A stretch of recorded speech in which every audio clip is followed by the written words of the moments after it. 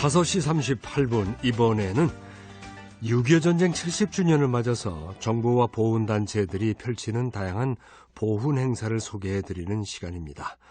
6.25 전쟁 70주년 국민과 함께하는 든든한 보훈. 이 시간 함께해 주시는 분은 대한민국 무공수훈자회 하두철 조직국장이십니다. 연결하겠습니다. 하두철 국장님 안녕하세요. 예, 안녕하십니까. 네. 전라남도 순천에 호남 지역 최초로 호남 호국기념관을 개관했다고요? 예, 호남 지역 최초의 국가수호 기념관인 호남 호국기념관이 지난 13일 개관식을 갖고 문을 열었습니다. 네. 이번에 문을 연 호남 호국기념관은 전남 순천시 연양동 2,800여 평 부지에 지상 3층, 지하 1층, 연면적 4,800여 제곱미터, 약 1,500평 규모로 건립이 됐는데요. 네. 항일 의병 항쟁으로부터 6.25 전쟁에 이르기까지 호남 지역에서 전개됐던 호국 항쟁의 발자취가 각 층마다 다양한 주제와 이야기로 꾸며졌습니다. 네. 호남 호국기념관은 지난 2014년 건립 계획이 수립이 되었고 이후 전남 순천이 건립지로 결정된 다음 2018년 3월 공사에 들어간 지 2년 8개월 만에 개관을 하게 된 겁니다. 그렇군요. 그 호남 호국기념관에는 어떤 자료들이 전시되어 있을지요? 우선 기념관 1층 복도에는 6.25 참전 유공자들을 추모하고 기억하기 위한 호국 보훈의 빛이라는 이름의 상징 조형물이 설치가 되어 있고요. 네. 같은 층의 파노라마 영상관은 현재의 평화로운 호남 평야를 무대로 펼쳐졌던 과거 항일 의병 항쟁, 또 6.25 전쟁 관련 영상들을 보여줌으로써 관람객들에게 나라 사랑 마음과 보훈의 소중함을 일깨워주는 공간으로 활용하게 됩니다. 네. 그리고 3개의 상설 전시관으로 꾸며진 2층 제1관, 제2관은 6.25 전쟁에서 헌신한 국군과 경찰관, 그리고 학도병 이야기를 호남 지역 출신 대표적인 영웅들을 통해서 보여주고, 또 제3관은 조국 독립을 위해 분투한 항일 의병의 모습과 전국 산야에 잠들어 계신 호국 영웅들을 찾는 유해 발굴 활동을 보여줌으로써 국가 유공자에 대한 감사를 느낄 수 있는 공간으로 꾸며져 있습니다. 네.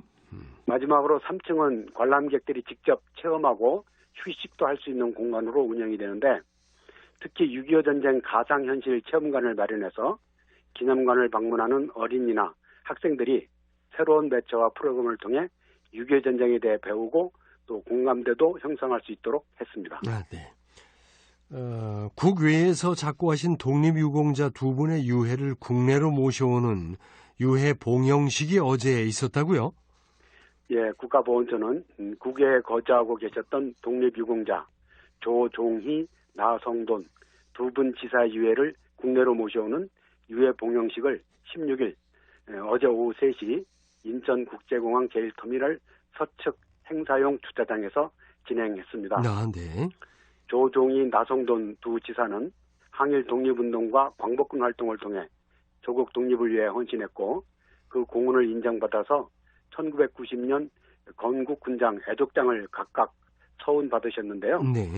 그동안 미국에 살고 계시다가 올해 작고하셔서 지난 14일 박삼덕 국가보훈처장의 영접으로 유족들과 함께 조국의 품으로 돌아오셨는데, 그 유족들의 코로나 진단 검사 관계로 이틀이 지난 어제 봉영식을 갖게 된 겁니다. 네. 정세균 국무총리 주관으로 진행된 봉영식은 유족들과 정부 주요 인사 등 50여 명이 참석한 가운데 유해 운구와 국민의례, 헌화와 분향, 건국훈장 헌정, 추모 공연, 유해 봉송 순으로 진행이 되었고요. 네. 두 분의 유해는 오늘 오전 10시에 국립대전현충원 독립유공자 묘역에 모셨습니다. 네. 그러면은 두 분의 애국지사께서 어떤 항일 독립운동을 하셨는지도 좀 소개해 주시죠. 먼저 평안남도 순천군 출신 조종희 애국지사께서는 1943년 항일 독립운동을 목적으로 비밀결사 순국회를 조직해 활동을 했습니다. 네. 이 순국회는 안중근 의사의 순국정신을 계승하기로 결의를 하고 청년훈련소 징병 2기 훈련생 중 40여 명을 포섭해 조직을 강화했는데요. 네.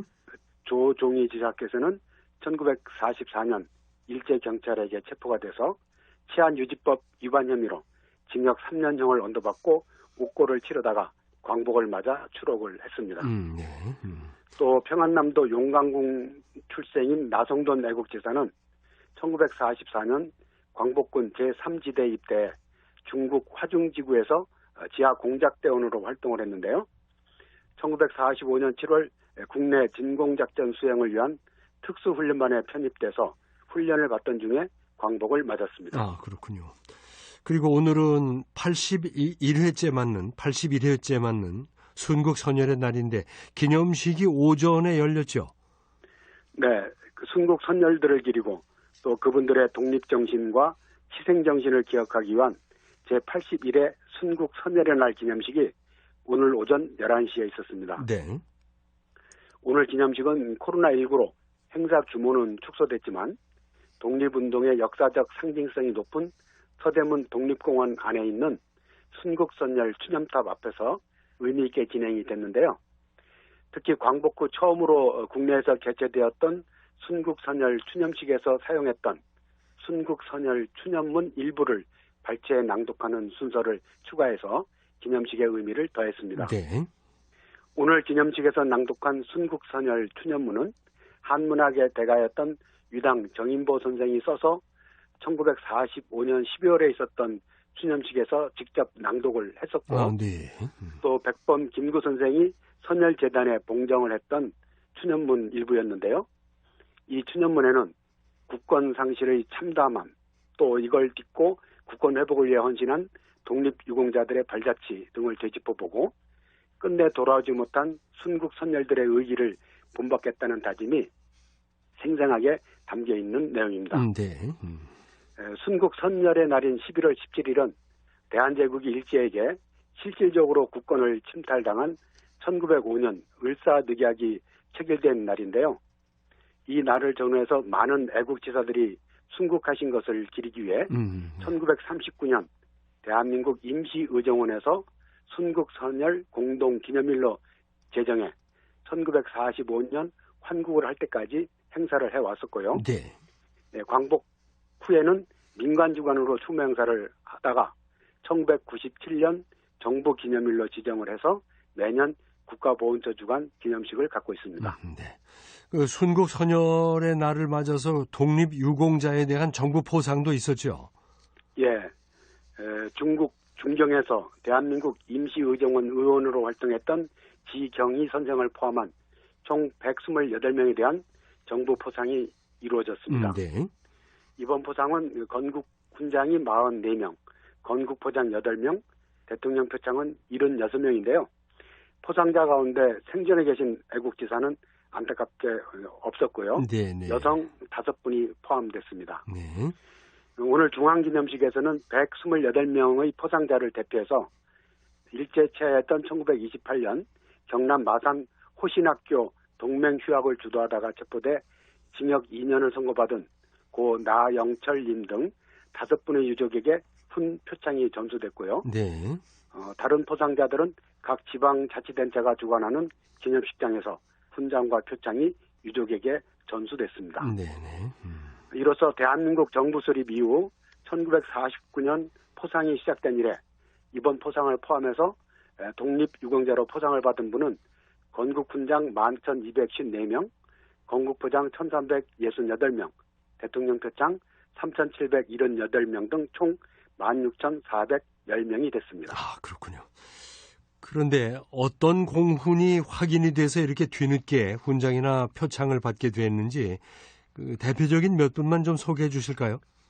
예, 이번에 건국훈장 애족장이 추서된 여성 독립운동가 지경희 선생은 1943년부터 45년까지 임시의정원 의원으로 활동을 하셨는데요. 네.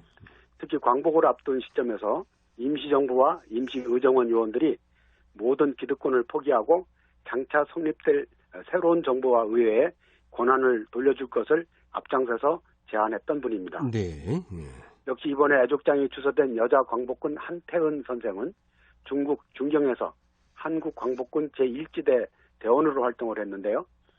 남편 이종호 선생은 대한민국 임시정부 요원으로 활동한 공로로 1990년 건국훈장, 애국장을 받은 분이기도 합니다. 네.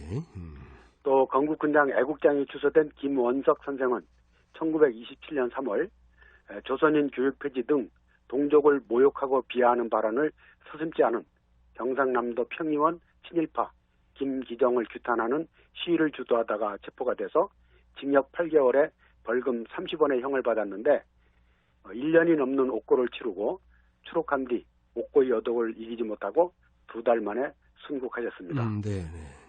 그런가 하면 50세가 넘은 나이에 유관순 열사의 부친 유중건 선생, 숙부 유중무 선생 등이 주도한 충남 천안 동면방면의 만세 시위에 참여했다가 체포돼서 태형 90도를 받는 고초를 치른 뒤에 1년을 채 넘기지 못하고 작고한 유중재 선생께는 대통령 표창이 추서됐습니다. 여기까지 듣겠습니다. 고맙습니다. 네, 감사합니다. 6.25 전쟁 70주년 국민과 함께하는 든든한 보훈. 지금까지 대한민국 무공수운자회 하두철 조직국장을 연결해서 말씀드렸습니다.